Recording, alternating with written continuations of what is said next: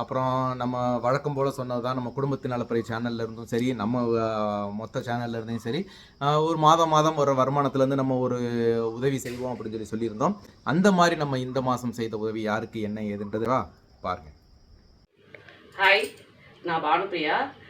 என்னை இதுக்கு முன்னாடி ஆடிகால குடும்ப சேனலில் வந்து 2 வீடியோஸில் பார்த்துருப்பீங்க. இது என் சின்ன பொண்ணு கர்ணிகா, இது தர்ஷிதா. வீடியோ எடுக்கிறது வந்து என் பெரிய மகன் மோக்ஷிதா. நான் பேசுறது தெளிவாக கேட்குறான்னு தெரியலை.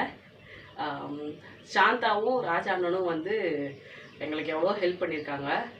இந்த ஆடுகாலி குடும்ப சேனல் மூலமாக இந்த மாதம் எங்களுக்கு வந்து அவங்க இந்த ஃப்ரிட்ஜ் எடுத்து கொடுத்துருக்காங்க.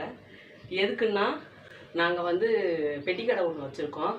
அதுக்கு ஐஸ் இல்லாமல் வாங்கிறதுக்கு கஷ்டமாக இருந்துச்சு. அப்போ சாந்தாக்கிட்டேயும் ராசானாங்கிட்டேயும் பேசிக்கிட்டு தான் இருந்ததை பற்றி. சரி, நான் வாங்கி தரேன் அப்படின்னு சொல்லி அவங்க தான் எங்களுக்கு இதுக்கு வாங்கி கொடுத்துருக்காங்க. ஜூஸு, அது மாதிரி ஐஸ்க்கு இதெல்லாம் பண்ணுறதுக்காக நாங்கள் தேடிக்கிட்டு இருந்தோம். அப்போ தான் வந்து நீ எடுத்துக்கோ, நான் கட்டுறேன் அப்படின்னு சொல்லி அவங்க தான் பணம் கொடுத்து இந்த ஃப்ரிட்ஜ் எடுத்து கொடுத்துருக்காங்க. சாந்தா வந்து எனக்கு தெரிஞ்சு 9 வருஷமாக எனக்கு தெரியும் நல்லா. அவள் வந்து எனக்கு இப்போ வரைக்கும் அவள் எனக்கு ரொம்ப ஹெல்ப்ஃபுல்லாக இருந்திருக்கா. இவள் டெலிவரிக்கெலாம் எனக்கு ரொம்ப ஹெல்ப் பண்ணியிருக்கா.